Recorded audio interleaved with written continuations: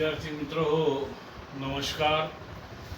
चला तर मग आज आपण या ठिकाणी मार्केटिंग अँड रिटेल मॅनेजमेंट या अभ्यासक्रमाअंतर्गत आपण व्ही बी म्हणजे दुसरा पेपर जो आहे त्या पेपरमधील पहिला चॅप्टर विपणन समस्यांचे वर्गीकरण आणि क्लासिफिकेशन हे या भागामध्ये आपण पाहणार आहोत. तर विद्यार्थी मित्र हो, मार्केटिंग अँड रिटेल मॅनेजमेंटमध्ये बाजारपेठेचं जे व्यवस्थापन आहे ते व्यवस्थापन कसं केलं जाते, काय केलं जातं हे सुद्धा आपल्याला या ठिकाणी पाहायचं आहे. तर विद्यार्थी मित्र हो, विपणन समस्यांचे जे वर्गीकरण आहे, classification of marketing problem, classification of marketing problem, यामध्ये विपणन समस्या, बाजारपेठेमध्ये कोणकोणत्या समस्या असतात, मार्केटमध्ये गेल्यानंतर कोणकोणत्या समस्या आपल्याला पाहायला मिळतात, त्या समस्याचं निराकरण करण्यासाठी आपल्याला या ठिकाणी विविध माहिती आपल्याला पाहावी लागणार आहे. तर विद्यार्थी मित्र, या ठिकाणी विपणन समस्यांचे वर्गीकरण करताना, क्लासिफिकेशन करताना, त्यामध्ये पहिलं आहे 4 भागामध्ये या क्लासिफिकेशन, विपणन समस्याचं क्लासिफिकेशन आपण 4 भागामध्ये करू शकतो. त्यामध्ये पहिलं आहे कंपनीशी निगडीत घटक, त्याला आपण म्हणतो कंपनी एलिमेंट्स. आता कंपनीशी निगडीत घटक म्हणजे कोणते असतील बरं? जे कंपनी एलिमेंट्स म्हणून आपण ओळखतो त्यामध्ये पहिला आहे जाहिरातीसाठी अपुरे रकमेचे अंदाजपत्रक. आता यामध्ये जे जाहिराती कंपनी मार्फत दिल्या जातात त्यामध्ये जे अंदाजपत्रक कंपनी मार्फत दिलं जाते ते अंदाजपत्रक मात्र फार अपुऱ्या अशा प्रकारचं अंदाजपत्रक आपल्याला पाहायला मिळते. विद्यार्थी मित्र हो, जाहिरातीसाठी कंपनी जे आहे या ठिकाणी कंजूसपणा म्हणा किंवा कमी प्रकारचं जाहिरातीचं जे अंदाजपत्रक आहे ते डिक्लेअर करायचं म्हणा, ते कमी डिक्लेअर केले जाते. जेवढी तुम्ही कंपनीची जाहिरात करणार, जेवढ्या मोठ्या प्रमाणावर जाहिरात करणार, तेवढ्या मोठ्या प्रमाणावर तुमच्या कंपनीचा मालाची विक्री होणार आणि त्या मोठ्या प्रमाणावर, जेवढ्या मोठ्या प्रमाणावर मालाची विक्री होईल तेवढ्या प्रमाणावर तुमचा नफा वाढेल. परंतु या ठिकाणी कंपनी मात्र काय करते? जाहिरात देण्यामध्ये कंजूसी करते. अंदाजपत्रक जे तयार होते वर्षभराचं त्यामध्ये कमी अंदाजपत्रक, कमी फंड हा जाहिरातीसाठी दिला जातो. आणि मग ही साहजिकच कंपनीशी निगडीत जे एलिमेंट आहेत, घटक आहेत, त्यामध्ये जी पहिली समस्या आहे जाहिरातीसाठी अपुऱ्या रकमेचे अंदाजपत्रक कंपनीने डिक्लेअर करणे. दुसरी समस्या आहे चुकीच्या जाहिरात माध्यमाची निवड करणे. विद्यार्थी मित्र, कस्टमर्स जे आहेत, ग्राहक जे आहेत, त्यांना कोणत्या प्रकारची जाहिरात आवश्यक आहे, त्यांना त्या जाहिरातीमध्ये काही एक गोडी निर्माण झाली पाहिजे, म्हणजे जाहिरात पाहण्याची उत्सुकता निर्माण झाली पाहिजे आणि त्या उत्सुकतेमागेच कंपनीचं जे विक्रीचं घटक दडलेले असतात त्या पद्धतीनं ते विक्री होत असते. आणि म्हणून या ठिकाणी चुकीच्या जाहिरात माध्यमाची निवड कंपनी बऱ्याचदा करते. कंपनीला आपल्या मालाची जाहिरात देत असताना योग्य त्या प्रक्रियेची, योग्य त्या माध्यमाचीच निवड करणे आवश्यक आहे, ज्यामुळे आपल्या बाजारपेठेची समस्या दूर होणार आहे. तिसरी कंपनीशी निगडीत समस्या आहे आरोग्य वितरण माध्यमांची निवड. विद्यार्थी मित्र हो, बऱ्याचदा काय होते, आरोग्य माध्यमांची जी निवड आहे ही निवड करताना आपल्याला मोठ्या प्रमाणावर त्यामध्ये कंपनीची दिशाभूल होत असते. म्हणजे कशा प्रकारे? तर आरोग्य वितरण माध्यमांची अयोग्य वितरण माध्यमाची निवड. म्हणजे या ठिकाणी जी निवड केली जाते माध्यमाची, एखाद्या टीव्ही माध्यमांना द्यायची जाहिरात, एखाद्या न्यूजपेपरला माध्यमांना जाहिरात द्यायची किंवा इतर ठिकाणी जी जाहिरात आपण देतो, तर ते जाहिरात देताना माध्यमाची निवड करताना कंपनीची दिशाभूल होते, कंपनीची चूक होते. तर ही चूक होऊ नये म्हणून योग्य माध्यमाची निवड केली पाहिजे, हे आपण मागेही शिकलेलो आहोत. आणि म्हणून कंपनीशी निगडीत जे घटक आहे त्यामध्ये हे जे समस्या आहे, अयोग्य वितरण माध्यमाची निवड केली जाते. चौथी समस्या आहे भांडवलाची कमतरता. बऱ्याचदा काय होते की कंपनीचे जे मालक असतात, जे प्रोड्युसर असतात, हे काय करतात, माध्यम निवडल्यानंतर जे भांडवल आहे त्या भांडवलाची कमतरता आपल्याला कंपनीला भासवतात. तर भांडवलाची कमतरता काय होते, कंपनीचा जेवढा नफा होतो तेवढा प्रोड्युसर काय करतात, वेगळ्या कंपन्या टाकतात किंवा दुसरीकडे गुंतवणूक करतात. आणि जी आपली मेन कंपनी आहे, ज्या ठिकाणी जाहिरात, वितरण व्यवस्था, स्पर्धा व्यवस्थेसाठी पैसा खर्च करायला पाहिजे, तिथून तो पैसा काढून दुसरीकडे त्याची इन्व्हेस्टमेंट करतात. आणि मग यामुळे काय होते की कंपनीला भांडवल कमी पडते, जाहिरात दिल्या जात नाही, स्पर्धेला तोंड दिल्या जात नाही, योग्य उत्पादन व्यवस्थेवर पैसा खर्च होत नाही आणि त्यामुळे कमी माल प्रोड्यूस होतो आणि कमीच विक्री होतो. आणि त्यामुळे ही जी वितरण व्यवस्थाची किंवा कंपनीची जी समस्या आहे ही सुद्धा एक मोठ्या प्रकारे आपल्याला दिसून येते. पाचवा आहे दोषयुक्त विक्री व वितरण धोरण. विद्यार्थी मित्र हो, तुम्हाला सांगतो, विक्रीचं जे धोरण अवलंबले जाते, मार्केटचं जे संशोधन केलं जाते, त्यामध्ये मोठ्या प्रमाणावर आपल्याला दोष दिसून येतील, मोठ्या प्रमाणावर दोष दिसून येतील. आणि मग म्हणून दोषयुक्त विक्री वितरण धोरण, वितरण करताना योग्य वितरण व्यवस्थेचा अवलंब न करणे, वितरण व्यवस्था जी आहे आपण पाठवत असताना योग्य त्या पद्धतीनं, शास्त्रोक्त पद्धतीनं न पाठवणे, अशा प्रकारे ही दोषयुक्त वितरण पद्धती असल्यामुळे कंपनीमध्ये विपणन समस्यांना त्यांना व्यवस्थित तोंड द्यावं लागते.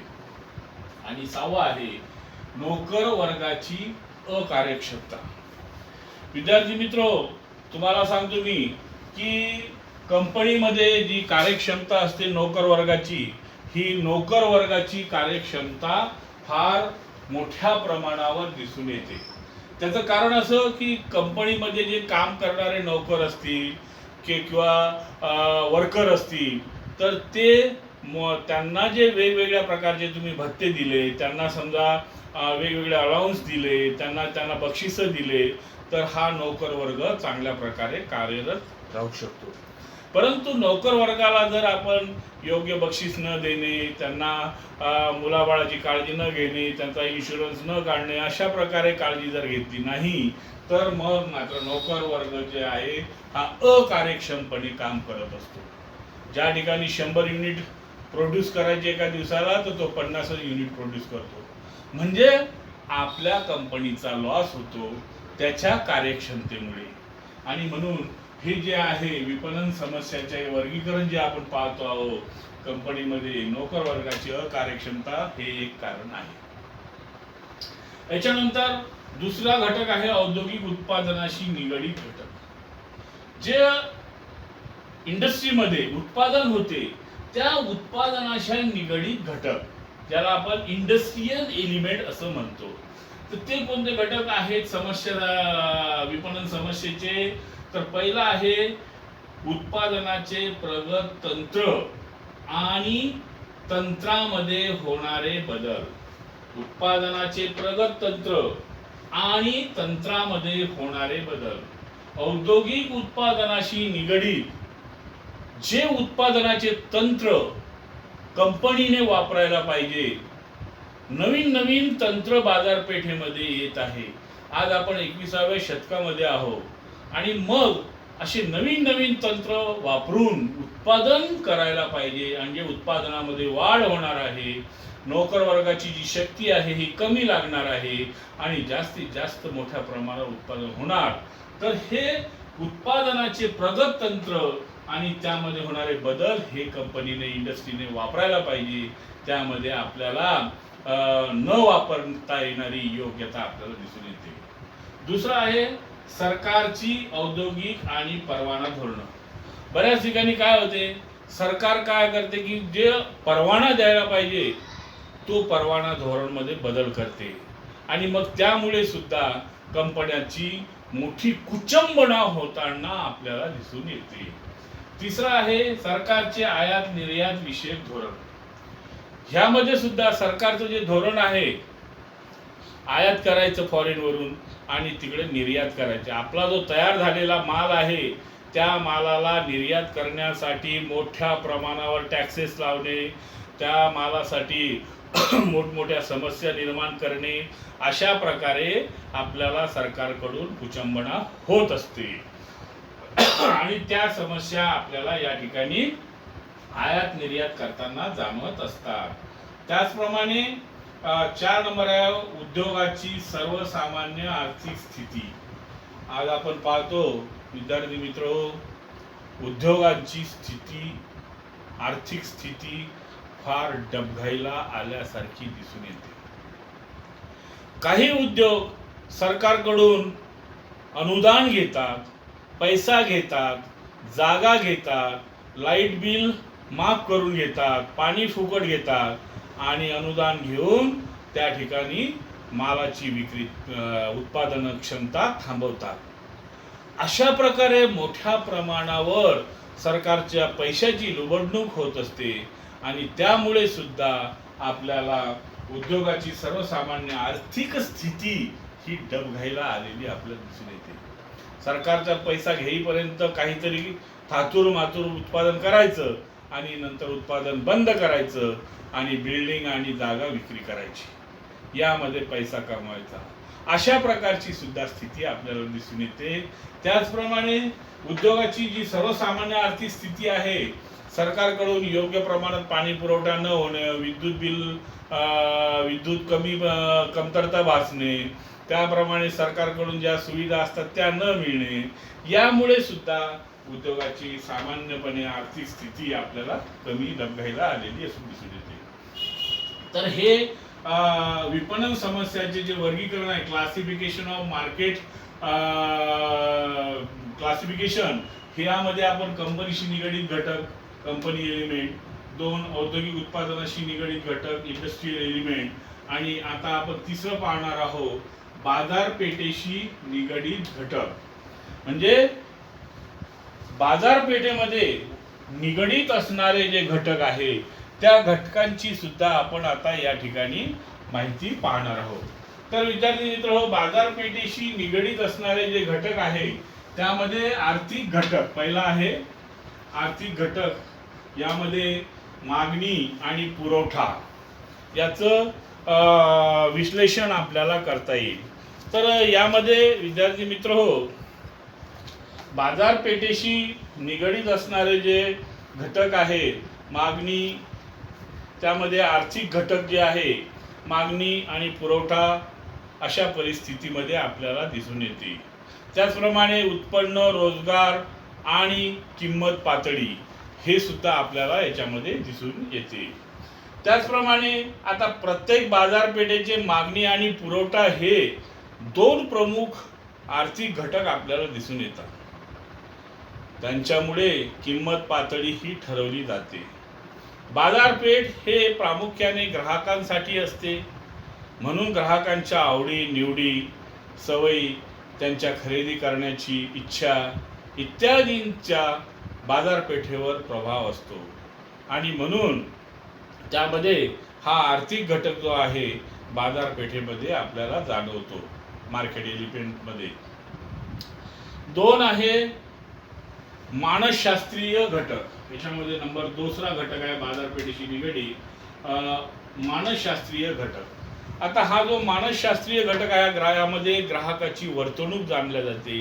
त्या ग्राहकाची वर्तणूक कशी आहे, कसा राहतो, कसा बोलतो, कसा येतो, तो कुठं बघतो, हे मानसशास्त्रीय त्याची वर्तणूक पाहिली जाते. त्याचप्रमाणे ग्राहकांची खरेदी करण्याची इच्छा, ग्राहकाच्या मनामध्ये कोणती गोष्ट खरेदी करण्याची इच्छा आहे ते सुद्धा त्या ठिकाणी बघितलं जाते. त्याचप्रमाणे तिसरा घटक आहे तो आहे भौतिक घटक. हा जो भौतिक घटक आहे यामध्ये बाजारपेठेचे स्थान व आकार याविषयी लक्ष केंद्रित केलं जाते. कोणत्या ठिकाणी ते बाजारपेठ आहे, त्याचा आकार कसा आहे, त्या ठिकाणी येणारा वर्ग कसा आहे हे बघितलं जाते. त्याचप्रमाणे त्या बाजारपेठेमध्ये वाहतूक आणि संदेशवहनाची साधने कशी आहे, वाहतूक व्यवस्था व्यवस्थित आहे का, संदेशवहनाची व्यवस्था व्यवस्थित आहे का, हे सुद्धा पाहणं आवश्यक असते. आणि चौथा आहे सामूहिक व राजकीय घटक. हे बाजारपेठेशी जे निगडीत असले पाहिजे, कारण सरकारची औद्योगिक परवाना, कर इत्यादी विषयक धोरणे हे त्या बाजारपेठेशी निगडीत असणे आवश्यक आहे. आणि सामाजिक आणि धार्मिक कार्यासंबंधी सुद्धा या सामूहिक आणि राजकीय घटक अवलंबिले असले पाहिजे. त्याच्यानंतर नंबर 4 आहे धोरणात्मक स्पर्धात्मक घटक, म्हणजे कॉम्पिटेटिव्ह एलिमेंट्स. तर स्पर्धात्मक घटक जे आहे हे सुद्धा विपणन समस्याचे वर्गीकरणावर फार मोठ्या प्रकारे प्रकाश टाकत असतात. विपणन समस्याचे जे वर्गीकरण आहे त्यावर जे समस्या केंद्रित केल्या जातात त्यावर आधारित हे स्पर्धात्मक घटक म्हणजे कॉम्पिटिटिव्ह एलिमेंट सुद्धा महत्त्वाचे आहे. यामध्ये पहिलं आहे स्पर्धेचे स्वरूप व प्रकार. विद्यार्थी मित्र, या स्पर्धात्मक घटकामध्ये आज आपण पाहतो की प्रत्येक बाजारपेठेत तीव्र स्पर्धा असलेली आपल्याला दिसून येते. आणि स्पर्धेशी संबंधित काही घटक जे आहेत स्पर्धेशी संबंधित, त्या घटकांचा जर आपण विचार केला तर ते घटक सुद्धा फार महत्त्वाचे आपल्याला दिसून येतात. त्यामध्ये स्पर्धेचे स्वरूप आणि प्रकार. त्यामध्ये पहिलं आहे स्पर्धेचे स्वरूप आणि प्रकार. तर विपणन समस्यांचे वर्गीकरण करत असताना त्या क्लासिफिकेशन ऑफ मार्केटिंग प्रॉब्लेम्स याचं वर्गीकरण करत असताना त्यामध्ये पहिलं कंपनीशी निगडीत घटक आहे, त्याला कंपनी एलिमेंट म्हणतो. दुसरं औद्योगिक उत्पादनाशी निगडीत घटक इंडस्ट्रियल एलिमेंट्स आहेत. तिसरा आहे बाजारपेठेशी निगडीत घटक आहे ना. आणि चौथा आहे स्पर्धात्मक घटक, ज्याला कॉम्पिटेटिव्ह एलिमेंट्स असं म्हणतो आपण. तर हे सुद्धा विपणन समस्याचं एक स्वरूप आहे. त्यामध्ये स्पर्धेचे स्वरूप व प्रकार, बाजारपेठेमध्ये स्पर्धा जी होत असते त्याचे स्वरूप, त्याचे प्रकार हे व्यवस्थित असले पाहिजे, ज्यामुळे स्पर्धा करायला त्या कंपनीला फार मोठ्या प्रमाणावर आपल्याला वाव असला पाहिजे. 2 खरेदीदार किंवा विक्रेता व व्यापाऱ्याची संघटना. त्या ठिकाणी जो ग्राहक असतात, खरेदीदार ज्याला ग्राहक म्हणतो, आणि जे व्यापारी असतात त्या व्यापाऱ्याची पण संघटना असते. थोडा जरी काही प्रॉब्लेम निर्माण झाला खरेदी विक्रीमध्ये, काही त्या ठिकाणच्या समस्यामध्ये, तर ते व्यापारी संघटना काय करतात, मोर्चे करतात, त्या ठिकाणी बंद करतात आणि त्यामुळे सुद्धा त्या व्यापारावर परिणाम होत असतो. त्याचप्रमाणे कायदेशीर प्रतिबंध. सरकारमार्फत बऱ्याच ठिकाणी कायदेशीर प्रतिबंध केला जातो व्यापारावर. तुम्ही इतक्या वाजेपर्यंतच, 8 वाजेपर्यंतच दुकान चालू ठेवलं पाहिजे, आठवड्यातून एक दिवस बंद केलं पाहिजे, सकाळी उघडताना 10 वाजताच उघडलं पाहिजे, संध्याकाळी 9च्या आत बंद केलं पाहिजे, इत्यादी इत्यादी व्यवस्थित अशा प्रकारचे निर्बंध हे सरकारकडून लावण्यात येतात आणि मोठ्या प्रमाणावर व्यापाऱ्याकडून कर वसूल केला जातो. ही जी समस्या आहे ही सुद्धा व्यापाऱ्यांना मोठ्या प्रमाणावर भेडसावते. त्याच्यानंतर आहे सहकारी विपणनाच्या हालचाली. चौथा आहे सहकारी विपणनाच्या हालचाली. विपणनाच्या ज्या हालचाली आहेत ह्या सहकारी पद्धतीने त्या ठिकाणी व्हायला पाहिजे. आणि 5वा आहे शासकीय धोरण व मुक्त व्यापार किंवा प्रतिबंधात्मक व्यापारी प्रथा. शासकीय धोरण व मुक्त व्यापार. विद्यार्थी मित्र, यामध्ये विपणन समस्याचे वर्गीकरण करत असताना त्या विपणन समस्या ज्या आहेत त्यामध्ये शासकीय धोरण आणि मुक्त व्यापार म्हणजे शासनाचे जे धोरण आहे हे या विक्री संदर्भात विपणनाच्या समस्येच्या संदर्भामध्ये फार मोठ्या प्रमाणावर आडी येतात. त्यामध्ये मोठ्या प्रमाणावर प्रतिबंध केले जातात आणि त्यामुळे मुक्त व्यापार करणे हा त्या व्यापाऱ्याला त्या कंपनीला ते परवडत नाही. कारण मोठ्या समस्या त्या शासकीय धोरणानुसार उत्पन्न केल्या जातात आणि प्रतिबंधात्मक व्यापारी प्रथा सुद्धा ह्या सुद्धा त्या ठिकाणी आपल्याला प्रतिबंध करत असतात. अशा पद्धतीने ह्या ठिकाणी विपणनामध्ये विविध प्रकारच्या आपल्याला समस्या वर्गीकरण निर्माण होते आणि या समस्यांचं वर्गीकरण करत असताना कंपनीशी निगडीत, औद्योगिक उत्पादनाशी निगडीत घटक, बाजारपेठेशी निगडीत घटक आणि स्पर्धात्मक घटक अशा प्रकारे हे 4 घटक आपल्याला या विपणन समस्यांचे वर्गीकरण करत असताना दिसून येतील.